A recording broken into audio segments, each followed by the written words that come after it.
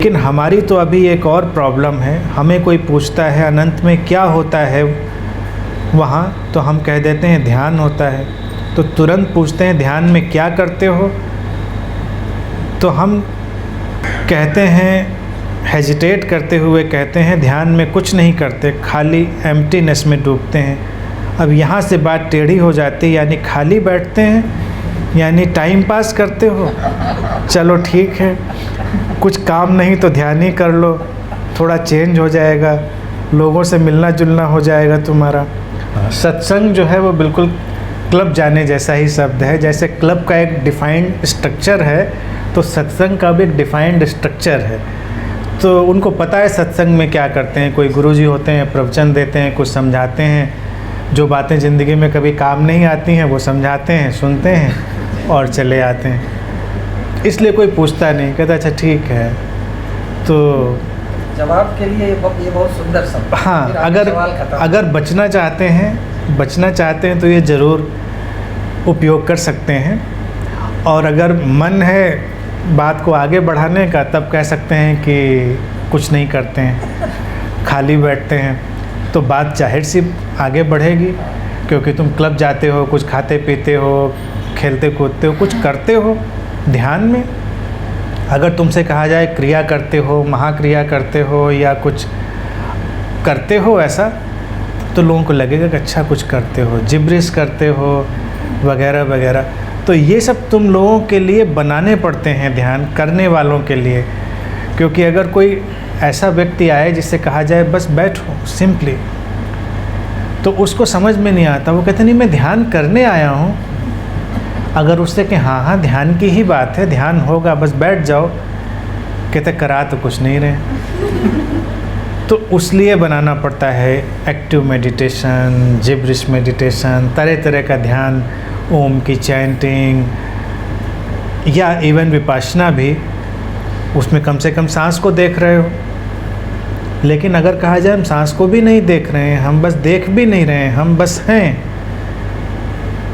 तो बात टेढ़ी हो जाती है। बेशक तुम्हारे सामने दो विकल्प हैं, तुम कोई झंझट में क्यों पड़ना है कि किसी को एक्सप्लेन करो। तुम कह सकते हो सत्संग में जाते हैं, तो तुम देखो व्यवहारिक बनो, प्रैक्टिकल बनो। जिस समाज में रह रहे हो उसके लिए एक बार भारतेंदु हरिश्चंद्र बड़े अच्छे कवि हुए थे, पोएट। उन्होंने कहा था कि हमारे समाज की हालत ऐसी है जैसे कुएं में ही भांग घोल दी गई हो। सारे लोग वही भांग पी के घूम रहे हैं और तुम बिना भांग पी के बात करोगे तो तुम पिटोगे। उनको लगेगा सबसे बिगड़ा हुआ यही है। तो थोड़ा सा 2 गिलास उस कुएं से तुम भी पियो, कम से कम पीने की एक्टिंग करो। पियो नहीं तो एक्टिंग करो पीने की। तो करने शब्द का उपयोग तुम करो, क्योंकि वो प्रचलित है। ये बात तो मैं समझाने के लिए तुमको कह रहा हूँ, तुम समझो। क्योंकि अगर तुम अभी अपने घर में जाकर अभी पहले वाली बात जो समझी थी वो भी अप्लाई करोगे, अपनी पत्नी से, पति से, अपने माँ बाप से जाके कहोगे कि मैं तुमसे प्रेम नहीं करता, तो आगे के लिए फिर तुम जिम्मेदार होगे। क्योंकि उनको समझ में नहीं आएगा कि प्रेम नहीं करते हो इसका मतलब क्या है। वो ये नहीं समझेंगे कि प्रेम नहीं करने का मतलब है तुम प्रेम में हो। वो समझेंगे प्रेम नहीं करते हो इसका मतलब कुछ गड़बड़ है। फिर कहेंगे हमसे नहीं करते हो तो किससे करते हो। तो तुम झंझट में पड़ोगे। नारद भक्ति सूत्र में नारद ने भी एक जगह इशारा किया है कि जब संसार में हो तो संसार के कर्मकांडों को पालन करके उनसे आगे निकल जाओ, उनसे उलझो नहीं। क्योंकि अगर उलझोगे तो समय जाया होगा और तुम समझा पाओगे नहीं। तो इसलिए कहो करते हैं। कोई के ध्यान करते हो कि महामंत्र ध्यान करते हैं, इसके 4 स्टेप हैं, जिब्रिश करते हैं, फिर हमिंग करते हैं, और फिर डिवाइन एनर्जी की बारिश होती है और फिर बहुत मज़ा आता है। देन एक्सटेसी, आनंद। तो लोग कहेंगे अच्छा हम भी करके देखते हैं। अच्छा करने से आता है तो तुम कहते हो आके करके देखो कि तो और भी बहुत सारी चीज़ें करने की हैं किसी में 4 हैं, किसी में 5 स्टेप हैं, किसी में 3 स्टेप हैं, कभी कभी तो दिन भर हम लोग करते हैं। तो वो आएंगे, जब आएंगे तो पकड़े जाएंगे, समझदार होंगे तो उनको चीज़ समझ में आ जाएगी। लेकिन तुम कहोगे कि भाई जाते हैं तो कहेंगे फिजूल में क्यों टाइम वेस्ट करते हो। इसीलिए जो लोग बहुत समझदार हो जाते हैं कई बार वो प्रेम से भी दूर हो जाते हैं, क्योंकि प्रेम में भी उनको लगता है कि खाली बैठे हैं, कुछ कर तो रहे नहीं। जैसे डीप लव में कई बार जो ठहराव की बात तुम कहते हो, लोग बिना कुछ किए बैठ जाते हैं, सिंपली दे आर देयर, हैं वहाँ पर, कुछ नहीं कर रहे हैं, ना बात ना कोई क्रिया, बैठे हैं बस। ऊर्जा ठहर गई है, कुछ करने को है ही नहीं। घंटे 2 घंटे 3 घंटे ऐसे ही उनके निकल जाते हैं। आनंद है, क्योंकि आनंद तो उस ठहराव का स्वभाव है। ठहरने से तुम पहुंचते हो अपने आत्मिक तल पर, और आत्मिक तल का गुणधर्म है आनंद, bliss, bliss without any cause, अकारण। लेकिन जब प्रेम नहीं होता है तो बड़ी बेचैनी होती है। 2 लोग बैठ गए, कुछ बात तो करें।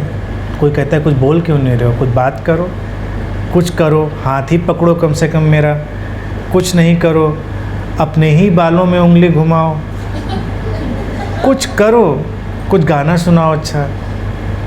यानी कि प्रेमी लोग बड़ी एक्सरसाइज में लगे रहते हैं और फिर थक जाते हैं। प्रेमियों का अंत थकान में होता है, क्योंकि बहुत एक्सरसाइज कर लेते हैं।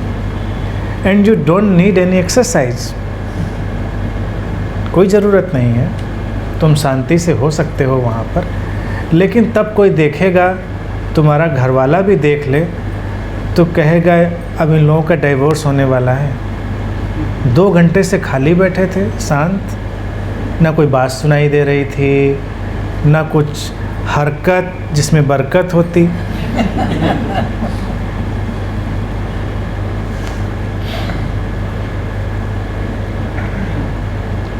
संसार का देखने का अपना ढंग है और वास्तविकता का ढंग अपना है। अब तुम कहते हो जैसे कि ये हरकत और बरकत, ये शब्द प्रैक्टिकल प्रोफेशनल लोगों का है, क्रिया करोगे तो उसके परिणाम आएंगे। लेकिन वास्तविक परिणाम आते हैं जब तुम ठहरते हो। ठहराव से ही बड़ी सटीक क्रियाएं निकलती हैं, क्योंकि वो इंटर रिलेटेड है। जैसे कोई व्यक्ति कभी स्थिर नहीं हुआ तो वो कोई ठीक क्रिया भी नहीं कर सकता। अगर अभी देखो प्रकृति ने तुमको कितना बैलेंस कर रखा है, तुम्हारे अंदर एक ठहराव को खींच रखा है, तो तुम चल लेते हो, हाथ पैर हिला लेते हो। तुम जरा कल्पना करो कि तुम्हारे शरीर का वो ठहराव का जो बिंदु है, जो बायोलॉजिकल ठहराव है, फिजियोलॉजिकल, वो हट जाए, बॉडी इम्बैलेंस हो जाए, चलना मुश्किल हो जाएगा, हाथ हिलाना मुश्किल हो जाएगा, खाना पीना मुश्किल हो जाएगा। कुछ खास बीमारियों में इम्बैलेंस आ जाता है, सब तितर बितर हो जाता है। यानी कि क्रिया के लिए भी ठहराव ज़रूरी है। तुम ठीक से चिंतन कर सको, ठीक से विचार कर सको, उसके लिए भी विचार शून्यता ज़रूरी है, विचारों से परे जाना ज़रूरी है। जब तुम विचार शून्यता के डायमेंशन में होते हो तब तुम्हारे अंदर सबसे सुंदर और सबसे सृजनात्मक विचार होते हैं, सबसे ज़्यादा प्रभावशाली विचार होते हैं। तो इसलिए तुम अपने ऊपर काम करो, अपने ऊपर प्रयोग करो, लोगों को समझाने के लिए भाषा का उपयोग करो अलग ढंग से, और यही तुम्हारी कुशलता है। उस कुशलता का उपयोग जो करता है वही व्यक्ति आध्यात्मिक है। अगर तुम एक ही भाषा का उपयोग हर जगह करते हो तो तुम स्टूपिड कहे जाओगे, मूढ़ कहे जाओगे, आध्यात्मिक नहीं कहे जाओगे। तुमने सुना था अभी अनंत श्री की भाषा का एक खास ढंग, और तुम घर जाके अपने वही प्रवचन देने लग गए, तो घर वाले घबरा जाएंगे। फिर तुम किसी कम पढ़े लिखे व्यक्ति से मिल गए, तुम उसको भी उसी भाषा में, तब तुमको उसको उसकी भाषा में, उसके शब्दों में बात करनी पड़ेगी। कुशल व्यक्ति वही है जो सबसे उसके ही शब्दों में और भाषा में बात कर सकता है, बात कह सको उसके अपने ढंग से, तो बात तुम्हारे लिए उपयोगी है, महत्वपूर्ण है। नहीं तो वो हमेशा उलझी रहेगी, तुम अजनबी बने रहोगे, तुम्हें संघर्ष करने पड़ेंगे, फिर तुम्हें लगेगा कि संसार रहने योग्य नहीं है। संसार वैसे का वैसा ही है। रहने योग्य कौन सी जगह है? तुम्हारे लिए कौन सी जगह रहने योग्य होगी? अगर तुम ऐसे रहोगे तो कोई भी जगह रहने योग्य नहीं होगी। तुम कहोगे लाइक माइंडेड लोग, लाइक माइंडेड जैसा भी मिथ होता है, थोड़ी देर में उन लोगों के अंदर भी बड़ी सिर फुटौल होने लगती है। ज़्यादातर लाइक माइंडेड लोगों के बीच ही सारी उठापटक होती है। लोगों को वैसे का वैसा रहने दो। उनकी कभी कभी उनकी भाषा बोल लो, उनकी भाषा बोलने में कोई खराबी नहीं है। उनकी भाषा बात को ख़त्म करती है, तुम आगे बढ़ते हो। लेकिन अगर तुम्हारे अंदर बदलाव आ रहा होगा सचमुच में, तो उनको वो भी दिखाई देगा।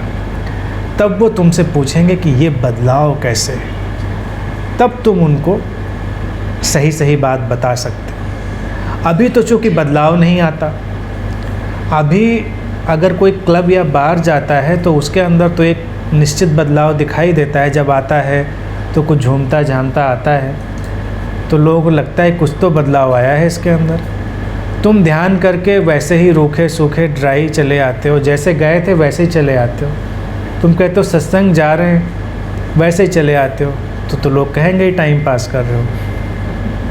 अगर तुम वहाँ से पहुँचो एक गहरे ब्लिस में है, कैसे आनंद में, जो उनकी समझ में ना पड़ता हो, तो वो बेचैन होने लगेंगे।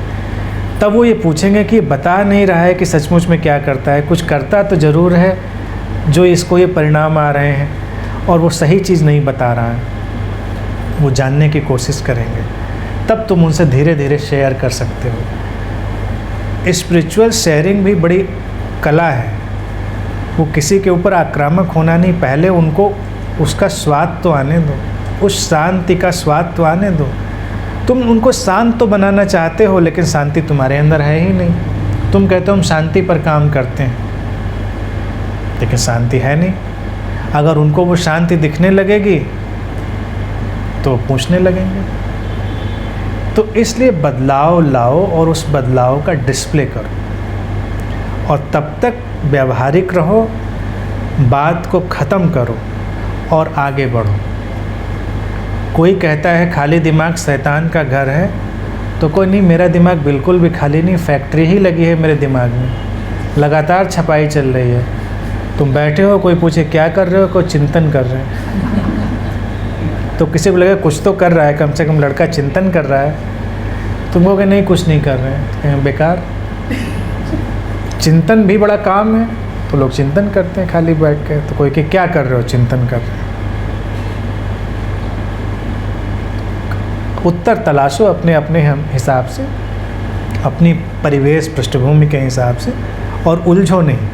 उलझना टाइम वेस्ट करना है, और अपने अंदर परिवर्तन लाओ। फिर तुम्हारे परिवर्तन से ही कुछ नई चीज़ें निकलेंगी।